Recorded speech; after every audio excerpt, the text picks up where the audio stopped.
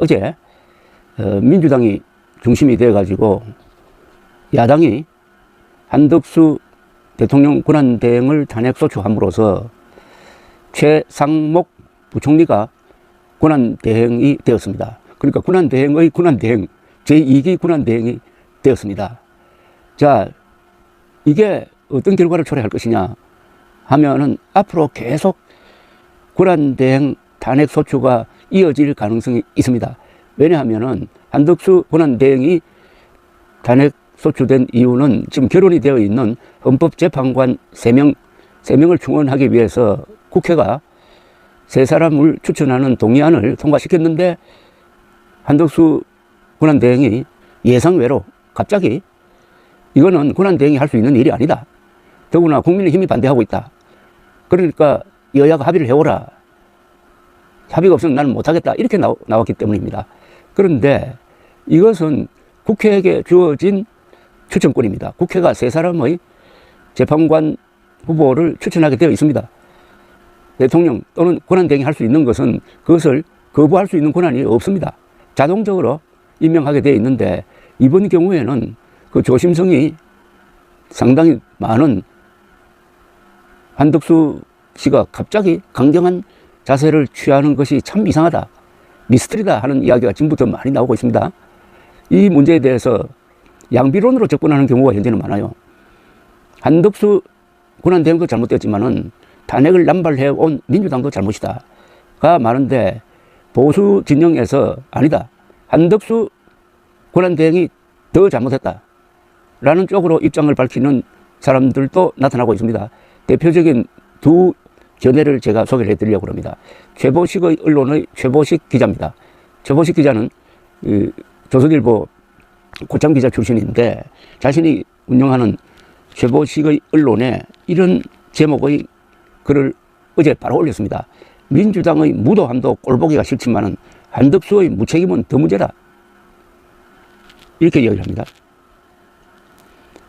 한덕수 탄핵으로 이제 대통령 권한대행이 국정을 맡게 되었다. 정부 조직법에 따라 최상목 경제부총리가 대통령 권한대행을 맡게 되었다. 이 같은 초유 상황을 만든 것은 탄핵에 중독된 민주당의 문제도 있지만 나는 한덕수 권한대행의 문제가 더 있다고 본다. 민주당의 무도함보다 한덕수의 국정에 대한 무책임이 더 크게 보인다는 뜻이다. 무책임이라고 했어요. 한덕수 탄핵을 격발시킨 것은 한덕수 대행이 여야가 합의안을 제출할 때까지 공석이 된 헌법재판관 3명의 임명을 보류하겠다고 밝혔기 때문이다.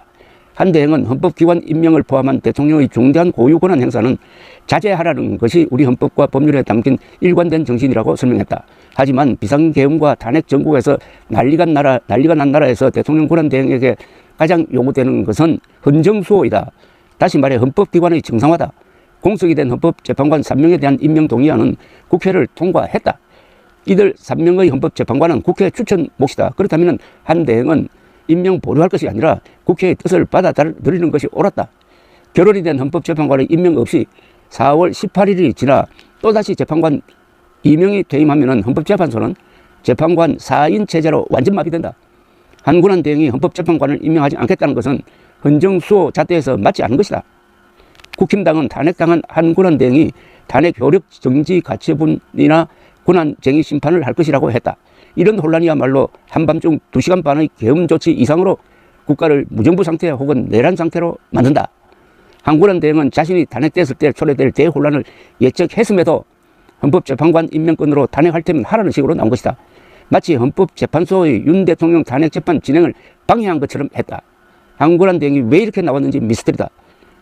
대통령을 대신해 국정 안정을 책임져야 하는 위치에서 너무 무책임한 태도였다. 또 하나의 칼럼을 소개해 드리겠습니다. 보수 언론으로서 이 의료대란 등 윤석열 대통령의 실정을 가장 저널리즘의 원칙에 맞게 비판해온 언론을 하나를 꼽으라면 저는 동아일보를 꼽습니다. 이 동아일보의 김성년 논설위원이 쓴 칼럼의 제목은 한덕수 대행은 왜 탄핵을 자초했을까입니다. 소개해드리겠습니다. 한덕수 대통령 권한대행은 스스로 탄핵을 선택한 것이다. 또 권한대행의 대행이라는 전대 미문의 혼란도 자기 의지로 선택한 것이다. 그러니까 이번 요 탄핵만은 한덕수 대행의 선택이었다는 이야기입니다. 40년 공직생활 동안 변혁보다는 안정적 관리를 중시했고 제3작은 역사건 누군가의 평가를 늘 신경 쓰면서 산 인물답지 않다. 그의 1차 책임은 선출된 대통령이 부재한 현 상황을 안정 속에 최대한 단축시키는 일이었다. 황당한 계엄을 실행에 옮긴 윤석열 대통령이 하루라도 국정의 책임자로 있어서는 안 된다는 점에 대해 한대행도 100% 동의할 것이라 확신한다. 헌재 재판관 임명은 폭탄 돌리기 놀이처럼 작동할 일이 아니다.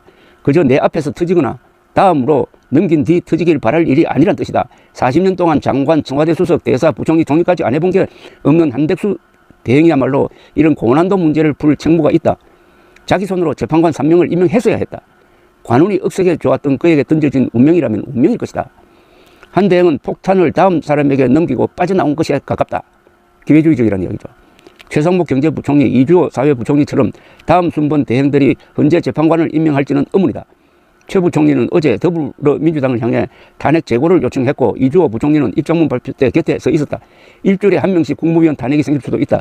그러는 민주당도 민주당이지만은 총리와 부총리가 이렇게 무책임해서 되겠나? 한 대행은 정치적 합의 필요성과 황교안 권한대행 관례를 거론하지만 핑계일 뿐이다.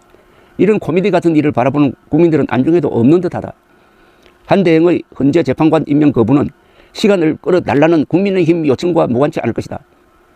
이재명 민주당 대표도 이런저런 이유로 재판을 지연시켜가며 승승장구했고 조국 전 대표도 총선 2개월 전 내려진 2심 실형 선고 때 구속을 미뤄준 덕분에 국회의원이 됐다. 이러니 탄핵 심리를 몇 개월이라도 지연시키는 게 대단한 불의가 아니라는 국민의힘 논리에 한 대행이 수긍했는지는 모르겠다.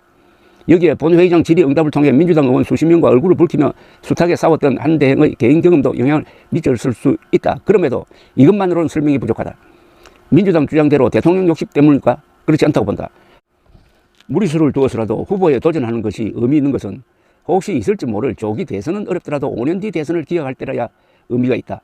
1949년생으로서 지금 75세인 한 대행에게 5년 뒤란 없다.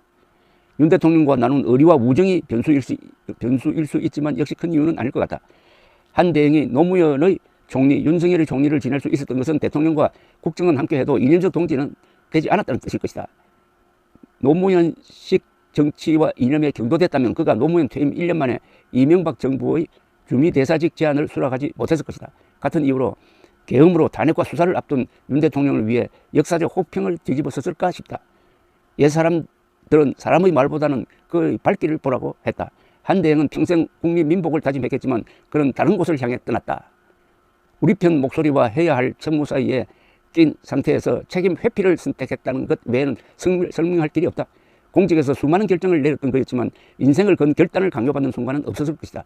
그의 화려한 공직 경력이 폭탄을 다음 국무위원에게 넘긴 마지막 한 컷 때문에 빗바라게 됐다. 아주 가혹한 평가입니다. 한마디로 말하면 비겁하다는 겁니다. 기회주의라는 겁니다. 자신 더 이상 욕 안 먹기 위해서 헌법재판소 정상화를 포기했는데 문제는 다음에 나타날 권한대행에게까지 헌법재판관 임명을 못하도록 독세를 채워놓고 가버렸다. 연속되는 국정마비의 책임을 져야 된다는 논조입니다. 한덕수 권한대행이 여당이 반대하는데도, 그러나 국회를 통과한 겁니다. 여당이 반대하는데도 헌법재판관 3명을 임명하는 것은 월권이다. 권한대행도 그건 할 수 없다고 이야기했습니다. 이거는 중대한 헌법 해석의 잘못입니다. 권한대행이 뭘 해서는 안 된다는 것은 헌법에도 없고 법률에도 없습니다. 오로지 권한대행은 국가 원수를 대행하는 사람으로서 국정에 공백이 없도록 만들 책임이 있습니다. 그리고 헌법재판관 3명은 이미 국회를 통과했습니다. 이건 또 국회 몫이었습니다. 이 세 사람이 추천된 것은 여야 합의로 추천된 겁니다. 그러나 상황이 바뀌니까 국민의힘이 헌법재판소가 지금 6명, 재판관 6명으로 파행되고 있으니까 이 상태를 늦춰가지고 윤석열 대통령 파면 결정을 늦게 나오도록 한다든지 아니면 아예 파면 결정이 안 나오고 기각되도록 해가지고 윤석열 대통령이 현직으로 돌아오도록 만든다든지 하는 이런 계산을 가지고 한덕수 권한대행에게 임명해서는 안 된다는 압박을 넣은 다음부터 한 대행의 태도가 바뀌었다는 이야기입니다. 그렇다면 첫째는 더 이상 나는 욕을 먹지 않겠다. 내가 헌법재판소를 정상화시켜가지고 탄핵심리가 정상화되어가지고 그 결과로서 윤석열 대통령이 파면되었다 하는 욕을 먹지 않겠다는 계산 하나. 그리고 국민의힘으로부터, 여당이었던 국민의힘으로부터 비판을 받지 않겠다는 것. 요게 한덕수 대행의 헌법재판관 임명 거부 선언의 이유였다는 이야기를 김성년 위원이 하고 있는데, 자, 문제는 자신이 다음 대행에게까지 임명하지 말라는 지침을 줬다는 겁니다. 다음 대행에까지. 그럼 최상목 권한대행도 헌법재판관 3명을 임명하지 않는다면 또 탄핵에 나설 겁니다. 그럼 이건 완전히 국정마비가 장기화되는 거죠. 물론 민주당이 여기서 탄핵 드라이브를 멈추고 국민의힘과 협상을 해야 되는 게 맞습니다. 그러나 국민의힘이 이 협상에 응할 가능성이 매우 낮다고 봅니다. 그러니까 국민의힘이 협상에 응하지 않으면 계속 권한대행 탄핵이 계속되고, 그럼 국무회의를 소집할 수도 없게 되고, 그럼 완전히 국정이 마비돼 버립니다. 이런 큰 나라에 국가를 책임지고 운영할 기구가 없어진다는 것은 가공할 사태입니다. 특히 국군 통수권을 누가 행사합니까? 이때 김정은이가 쳐들어오면은 누구를 지휘하게 되는 겁니까? 군대가 무력화된다는 이야기입니다. 한마디로 말하면은. 그렇다면 한덕수 권한대행의 선택은 세 사람을 임명하는 것이었습니다. 임명하는 것이었어요. 그런데 지금 국민의힘은 아직도 윤석열 내란 수괴 혐의의 지금 조사를 받고 있는 윤석열과 계속 가겠다는 것입니다. 제명을 할 생각도 하지 않습니다. 탈당 요구도 하지 않습니다. 그렇다면 윤석열을 끼고 계속 여당 행세를 한다? 윤석열 대통령이 기각되면은 다시 대통령으로 복귀한다? 윤석열 대통령은 그 전에 내란 수괴 혐의로 구속영장이 청구될 가능성도 있습니다. 이런 복잡한 상황을 만들어낸 것은 한덕수 권한대행이 자신이 할 수 있는 일을 하지 않았기 때문입니다. 그리고 다음 권한대행도 자신이 할 수 있는 일을 하지 못하게 못을 바꿔 나갔기 때문에 완전히 국정공백의 대못을 박아버리고 나갔다. 그렇다면 한덕수 전 국무총리가 어떤 인생을 살아온 사람이냐, 그걸 돌아보면 알게 되는 거죠. 윤석열 대통령의 이런 말도 아닌 정치를 보조해온 사람이 한덕수 씨 아닙니까? 특히 의료 대란에서 이건 안 됩니다라는 이야기를 하지 않고 계속 전공의들을 자극해가지고 의료 대란을 악화시킨 그 자리에 한덕수 국무총리가 있었습니다. 그렇다고 해가지고 민주당이 잘했다는 것도 아니고, 이렇게 되면은 민주당, 국민의힘이 일단 세 사람의 헌법재판관 임명 문제를 가지고 협상을 해야 됩니다. 협상을 하는 과정을 국민들이 지켜보게 될 것입니다. 그러면 국민들의 여론이 어느 한쪽으로 쏠리게 될 것입니다. 그것이 결국은 권한대행으로 하여금, 최권한대행으로 하여금 헌법재판관 3명을 임명해가지고 정상적으로 헌법재판소가 운영되고 정상적으로 윤 대통령 탄핵 심리가 이루어져서 이 문제를 빨리 깔끔하게 매듭짓도록 하는 것입니다. 헌법재판소가 할 수 있는 중에서 가장 엄중한 것이 대통령 탄핵 여부를 결정하는 겁니다. 그걸 9명이 해야지 6명이 하도록 내버려 두면 그 결과에 누가 승복하겠습니까? 야구는 9명이 해야 되는데 6명이 경기하도록 하면은 관중들이 들고 일어날 것 아닙니까?